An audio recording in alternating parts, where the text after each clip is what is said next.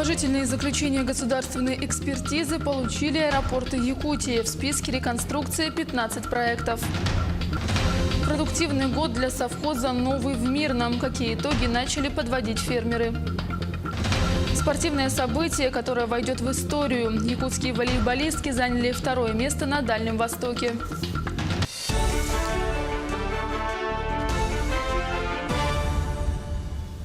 Здравствуйте! В эфире новости, в студии Юлия Великодная. Готовы проекты реконструкции 15 аэропортов Якутии. Об этом сообщил заместитель руководителя Росавиации Олег Клим в своем докладе. Положительные заключения государственной экспертизы получили аэропорты Якутии: Чукурдах, Нюрба, Сангар, Среднеколымск, Депутатский, Жиганск, Черский, Алекминск, Хандыга, Белая гора, Верхневилюйск, Вилюйск, Сакырыр, Тикси, Нерингри. Кроме того, в 2018 году также планируется ввести в эксплуатацию объекты аэродромной инфраструктуры в аэропорту Тикси. Рассмотрен госэкспертизой и получил положительное заключение и проект строительства железнодорожного пути до Эльгинского угольного месторождения. Дорога пройдет по 2 субъектам Амурской области и Якутии и составит свыше 334 километров. Планируется, что в первый год эксплуатации дороги объем грузоперевозок достигнет 1 миллиона тонн в год. Во второй показатель вырастет практически до 7 миллионов тонн. На 5-м году грузонапряженность возрастет до 43 миллионов тонн в год. Кроме того, на трассе построят 23 моста. Погода позволила продолжить работы по обустройству переправы. Дорожники вручную пробивают торосы. По сообщению управления автодорог, толщина льда составляет от 8 до 18 сантиметров, тогда как для безопасного движения требуется более 30 сантиметров. Есть места, где видно пар, поднимающийся над рекой. Это места, где все еще не замерзла вода. Если наращивание льда не произойдет естественным путем, то здесь начнут работы по намораживанию льда. Всего будут организованы 4 полосы для автотранспорта, 2 основные и 2 резервные. С момента открытия переправы начнет действовать круглосуточный весовой контроль. Работы по ее наведению начинаются, как правило, в октябре. Вначале отсыпаются протоки с подходами к островам для дальнейшей работы дорожной техники. Затем вручную пробиваются торосы на фарватере с намораживанием льда, и далее идет пробивка пути по льду. Общая длина переправы составляет свыше 20 километров, в том числе по фарватеру в среднем 1,5 километра. К другим темам. Молока и мяса хватит всем. Текущий год для коллектива совхоза «Новый» в Мирном был продуктивным. План подготовки силоса перевыполнен на 39%, сена на 100%. Удалось восстановить более 90 гектаров сенокосных угодий и засеять их многолетней травой. Что сделано и что предстоит, расскажет Иванна Филиппова. В стойловый период вошли без проблем, говорят работники совхоза «Новый». Под этим аграрии имеют в виду: к зиме животные готовы. В этом году поголовье крупного рогатого скота составило более 1700 голов, корни сушек – 48 тысяч. Проблем с сеном и силосом быть не должно. Кормом для скота запаслись впрок. Жаркое лето и теплая осень помогли перевыполнить план уборочный. Мы максимально отработали по сенокосам, по уборке зеленой массы. Это горохово-овсяная смесь для изготовления силоса. По сенокосам, по заготовке сена естественных трав мы вышли на 100%. В последний год в руководстве совхоза всерьез задумались восстанавливать заброшенные сенокосные угодья. Ожидают, что это поможет снизить затраты на закупку кормов у других поставщиков. В первую очередь при поддержке районных властей огородили часть таких площадей на расстоянии 13 километров. Необходимо все-таки ухаживать за нашими угодьями, не только там проводить какие-то культурно-технические работы, это и водоотведение, это и вспахивание, и другие виды технических работ, которые должны привести к обогащению почвы, чтобы более-менее получать урожайность, повысить урожайность и получать больше объема. Здесь нужно еще и вводить семена многолетних трав. Со следующего года аграрии займутся овощеводством и разведением бройлерных цыплят, а также планируют заниматься производством органических удобрений, которые любители-земледельцы смогут покупать в совхозе. Иванна Филиппова, Кирилл Шолохов, телеканал «Алмазный край». В эти дни по всей республике в честь 125-летия Платона Аюнского проводятся масштабные мероприятия. Союз писателей Якутии, основанный Аюнским, выпустил сборник статей, журналы и книги, посвященные писателю. Сегодня они совместно с Министерством культуры и духовного развития провели круглый стол «Наследие Аюнского и современность», где отчитались за проделанную работу и распланировали дальнейшее плодотворное сотрудничество. Далее до конца года Союз писателей примет участие в завершающем мероприятии, которое проводит родной улус Аюнского Татинский. Его дальневидная работа, которая удивительно в нем сочеталась с государственной дальневидностью и любовью к своему народу, к его фольклору, она по сей день вызывает у нас, у современных писателей, восхищение. И мы с удовольствием участвуем во всех мероприятиях, которые проходят в эти дни.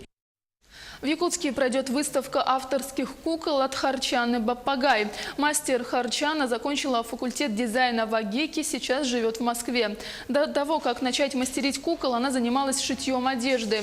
После рождения дочки начала заниматься куклами, вдохновившись работами других мастеров. Одна из ее работ попала в книгу «Самые прекрасные куклы мира». Выставка откроется 18 ноября в парке «Россия. Моя история». Посетить мероприятие может любой желающий. Вот эту куколку я создала в 2016 году. Это портретная куколка моей дочки старшей. Вот. Я просто фанатка своих детей, и они мое вдохновение. И как раз вот анатомию, мимику я всегда слежу за своими детьми и изучаю их анатомию, мимику и передаю на своих куколках. Вот она моя первая портретная куколка моей дочери. В Алданском центре семейного устройства идет месячник психологического здоровья. Если детские мероприятия были нацелены на психологическую разгрузку, то наставники рассматривают темы серьезные. Какие именно, узнавала Татьяна Вахнина. Квесты, акции, тренинги и тестирование. Для ребят и девчонок Алданского центра семейного устройства ноябрь 2018-го выдался насыщенным и интересным. В центре идет месячник психологического здоровья. Мнение детей и взрослых едино. Этот месяц пошел на пользу всем. В рамках месячника психологического здоровья проходят различные мероприятия, которые направлены на отклоняющееся поведение подростков. В рамках месячника психологи Центра семейного устройства провели семинар для педагогов.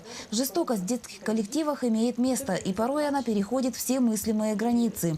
Угрозы, оскорбления, физическое насилие – таковы проявления буллинга, преследования в отношении одного из членов коллектива. Изгоем может стать любой. Внешность, национальность, ябеда, любимчик учителя – это особенно проблемы, когда со здоровьем явные налицо, там шрамы, ДЦП. Каковы признаки неблагополучия в детском коллективе и что в первую очередь должен делать наставник? В ходе практического занятия, которое включал семинар, педагоги и психологи искали ответы на ряд вопросов. Отдельно был рассмотрен тип личности заводилы и агрессора. Заводила чаще всего это вот те дети, которые имеют завышенную самооценку и низкую успеваемость.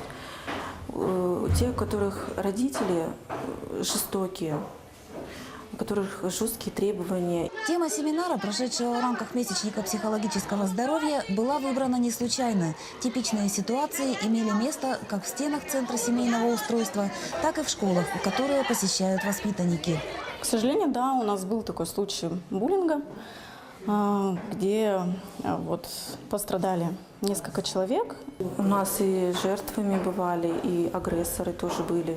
Завершение месячника отнюдь не означает прекращение работы, нацеленной на укрепление психологического комфорта воспитанников и здоровой доброжелательной атмосферы в детском коллективе. Татьяна Вахнина, Сергей Шипачев, Алдан. Второе место на Дальнем Востоке заняли наши юные волейболистки впервые в истории якутского спорта. На первое место претендовало 6 команд. Игра шла по круговой системе. Якутянки в первой игре выиграли местных волейболисток из Комсомольска-на-Амуре, затем проиграли Приморскому и Хабаровскому краям. Но в упорной борьбе одержали победу над игроками Еврейского автономного округа и Сахалина. В итоге, заняв второе место, команда республики будет бороться за выход в финал первенства России, которая пройдет в январе. Играли с теми же командами, которые играли в феврале этого года. В то время первое место выиграла Еврейский автономный округ, потом Приморский край и Сахалинская область.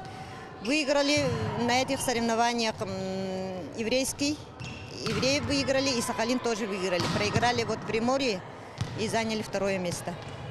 Они берут ростом, силой, у них очень сильная подача, за счет этого вот Приморье проиграли.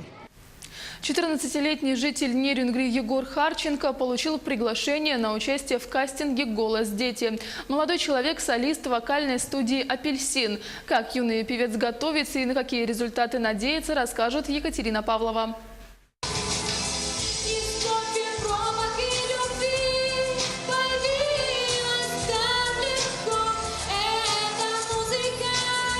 Среди сотен тысяч заявок со всей страны Егора Харченко отметили и пригласили на кастинг. Это должно было случиться, ведь любовь Егора к музыке давняя и очень крепкая. Мальчик поет с самых ранних лет. Я пою очень часто, меня приглашают в школе петь. Мне очень приятно. И вообще просто люблю петь. Родители, заметив вокальные способности сына, приняли решение развивать его талант в студии «Апельсин». Он поет у нас очень давно, уже, наверное, с самых пеленок, я не знаю, с 3 лет это точно. Но уже мы в вокальную студию попали 6 лет. И вот там уже, конечно, ребенок наш блистал. Он на выпускном вечере пел песню, как бы ведущим был даже, можно сказать, на этом выпускном утреннике, не вечере, на выпускном утреннике. И, конечно, развивался ребенок ежегодно. На сегодняшний день в студии «Апельсин» занимаются эстрадным вокалом 35 юных нерюнгринцев. Большинство солистов регулярно участвуют в различных российских и зарубежных конкурсах. И вне зависимости от того, как пройдет кастинг на шоу «Голос», Егор, его учитель, семья и друзья уже считают участие в нем победой. Участие в конкурсах вообще, конечно, мотивирует и меня как педагога, и детей однозначно. Стремление появляется делать это лучше. Они видят себя в рейтинге других исполнителей, какие они, на каком они месте могут быть. Это очень важно. Помимо творчества, Егор любит играть в футбол, но все же музыка – его главное увлечение. Многократный лауреат фестиваля «Берег дружбы» и международного конкурса «Мы вместе», Егор не останавливается на достигнутом и завоевывает все больше наград.